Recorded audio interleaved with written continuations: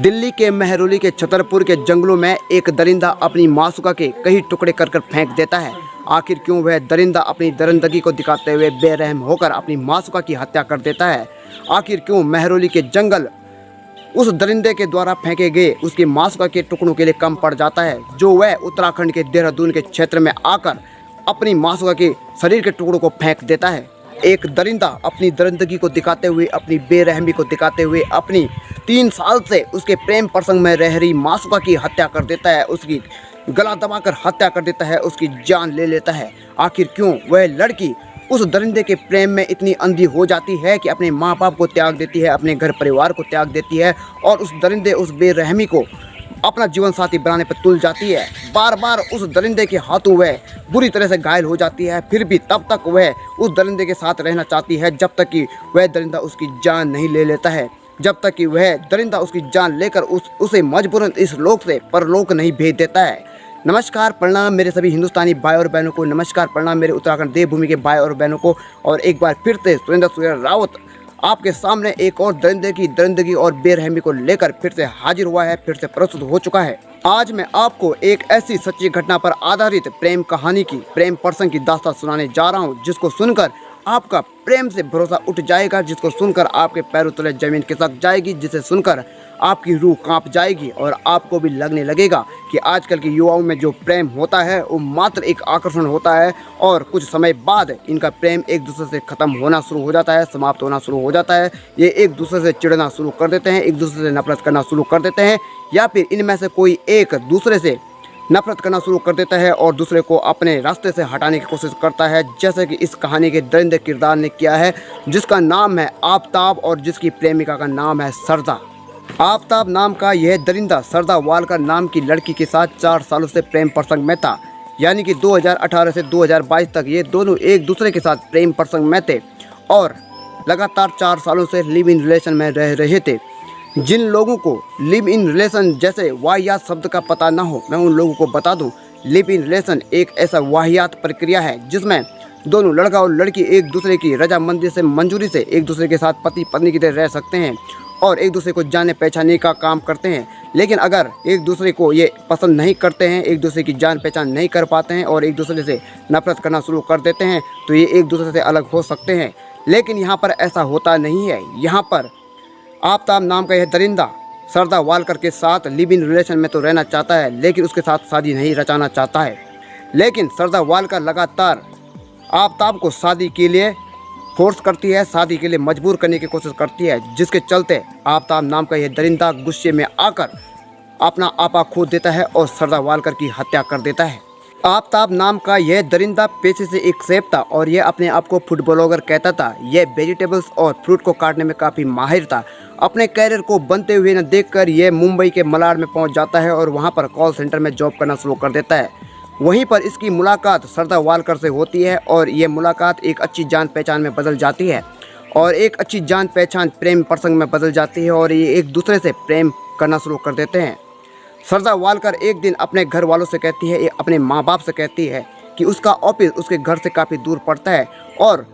घर से ऑफिस जाने में, ऑफिस से घर जाने में काफ़ी समय लग जाता है, इसलिए वह अपने दोस्त के साथ ऑफिस के पास ही एक फ्लैट पर किराया लेकर रहेगी। तो उसके माँ बाप मान जाते हैं और सरदा वालकर तब से आफताब नाम के दरिंदे के साथ लिव इन रिलेशन में रहने लगी। बाद में सरदा वालकर आफताब को लेकर अपने घर जाती है, लेकिन उसके माँ बाप आफताब को पसंद नहीं करते हैं और इस रिश्ते का विरोध करते हैं। तो सरदा वालकर गुस्से में आकर अपने माँ बाप का परित्याग कर देती है, अपने घर का परित्याग कर देती है और हमेशा हमेशा के साथ आफताब के साथ चली जाती है। लेकिन आफताब फिर भी अपने घर वालों के साथ मिलता जुलता रहता था। 2019 में सरदा वालकर अपने घर का परित्याग कर देती है, अपने माँ बाप को छोड़ देती है और हमेशा हमेशा के लिए आफताब जैसे दरिंदे के साथ चली जाती है और उसके साथ लिव इन रिलेशन में रहना शुरू कर देती है। लेकिन इन दोनों के बीच धीरे धीरे झगड़ा होना शुरू हो जाता है और झगड़े का एकमात्र कारण यह था कि सरदा वालकर अब धीरे धीरे आफताब को शादी के लिए मनाने लगी थी। इसी वजह से इन दोनों के बीच झगड़ा होना शुरू हो जाता था और आफताब कई बार अपना आपा खो देता था और सरदा की बुरी तरह से पिटाई कर देता था और सरदा को घायल कर देता था। कई बार सरदा बुरी तरह से घायल हो जाती थी, जिसके बाद इन दोनों के बीच काफ़ी अड़चने आने लगी थी। इन दोनों के बीच झगड़ा होना शुरू हो गया था और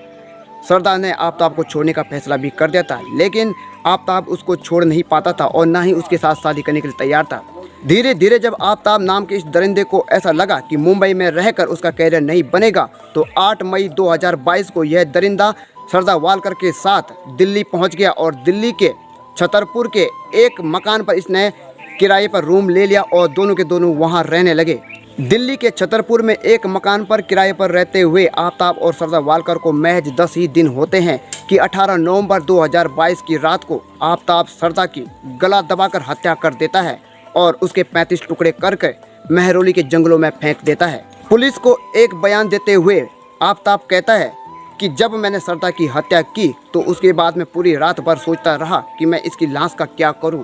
उसके बाद वह अगले दिन वहीं लोकल मार्केट में जाकर कुछ अगरबत्तियां, कुछ रूम फ्रेशर लेकर और 300 लीटर का एक रेफ्रिजरेटर लेकर घर पहुंचता है और उसके बाद सरदार की बॉडी के कई टुकड़े करके फ्रिज के अंदर, रेफ्रिजरेटर के अंदर रख देता है। आफ्ताब पुलिस को बयान देते हुए कहता है कि उसको सरदार की बॉडी को टुकड़ों में विभाजित करने में लगभग 18 दिन लगे और वह 18 रातों तक सो नहीं पाया और थोड़ा थोड़ा करके सरदार की बॉडी के टुकड़ों को महरौली के जंगलों में फेंकता गया। कुछ टुकड़े उसने देहरादून, उत्तराखंड के देहरादून में भी फेंके, क्योंकि दिल्ली के शहर के बीच सरदार के इतने टुकड़ों को, सरदार के बॉडी को डिस्पोज करने में काफ़ी दिक्कत आ रही थी। आफ्ताब पुलिस को बयान देते हुए कहता है कि सरदार की बॉडी को दिल्ली शहर के बीच ठिकाने लगाना आसान नहीं था, डिस्पोज करना आसान नहीं था, इसलिए उसने सरदार के 35 टुकड़े कर दिए। बाद में वह कमरे की सफाई भी करता है और रेफ्रिजरेटर की सफाई भी करता है। आफ्ताब पुलिस को एक बयान देते हुए कहता है कि उसने सरदार की बॉडी के 35 टुकड़े किए और 35 टुकड़े करने के बाद उसने सरदार की बॉडी के टुकड़ों को फ्रिज के अंदर, रेफ्रिजरेटर के अंदर रख दिया और उसको सरदार की बॉडी के टुकड़ों को ठिकाने लगाने में लगभग 18 रात लग गई। 18 रात तक वह सो नहीं पाया था और हर रात को 2 बजे वह महरौली के जंगल में निकल पड़ता और बैग पर लेकर सरदार की बॉडी के टुकड़ों को जंगल में फेंक देता। उसे लगा कि सरदार की बॉडी के टुकड़ों को जानवर खा जाएंगे, जंगली जीव खा जाएंगे। आफ्ताब नाम का यह दरिंदा हॉलीवुड की वेब सीरीज डेक्स्टर को देखकर इस घटना को अंजाम देने के लिए प्रेरित होता है और सबूतों को मिटाने के लिए गूगल और इंटरनेट का प्रयोग करता है। आफ्ताब की इस दरिंदगी को देखते हुए पूरे देश के लोगों की रूह कांप गई है, पूरे देश के पैरों से जमीन खिसक गई थी। आफ्ताब की दरिंदगी को देखते हुए पूरा देश हैरान है, पूरा देश चकित है। अपने परिवार का परित्याग करके, अपने माँ बाप का परित्याग करके, अपने घर वालों को छोड़कर जिस तरह से सरदार वालकर ने प्रेम में अंधी होकर दरिंदे आफ्ताब का साथ दिया, दरिंदे आफ्ताब के साथ रहना सुनिश्चित किया, वह वाकई हैरान कर देने वाला था। आज की पीढ़ी में, आज की जनरेशन में लिव इन रिलेशन नाम का ये वाहियात शब्द बहुत तेज़ी से ट्रेंड हो रहा है और आजकल की जो युवा हैं, आजकल की जो जनरेशन है, वो अपने माँ बाप का विरोध करने में देर नहीं करते हैं और किसी अजनबी पर आंख मूंद कर विश्वास करना शुरू कर देते हैं और फिर दरिंदगी का शिकार हो जाते हैं। तो इसी तरह से मैं अपने देश के अंदर, अपने उत्तराखंड देवभूमि के अंदर होने वाली हर एक आपराधिक घटना को, हर एक वाहियात घटना को आप सभी के सामने पेश करता रहूंगा, आप सभी के सामने प्रस्तुत करता रहूंगा। तो मिलते हैं आपको जल्दी एक और नई जानकारी के साथ, एक और नई खबर के साथ और करते हैं आज के ब्लॉग को, आज की वीडियो को यहीं पे समाप्त। लेकिन अगर आपने अभी तक चैनल को सब्सक्राइब नहीं किया है तो चैनल को सब्सक्राइब जरूर कर लीजिएगा, बेल आइकन घंटी को प्रेस जरूर कर लीजिएगा, ऑल पर क्लिक जरूर कर लीजिएगा, इस वीडियो पर लाइक के साथ साथ कमेंट जरूर कर लीजिएगा और ज़्यादा से ज़्यादा इस वीडियो को, इस खबर को शेयर जरूर कर लीजिएगा। तो मिलते हैं आपको जल्दी नई ब्लॉग और नई वीडियो के साथ, तब तक के लिए नमस्कार, धन्यवाद।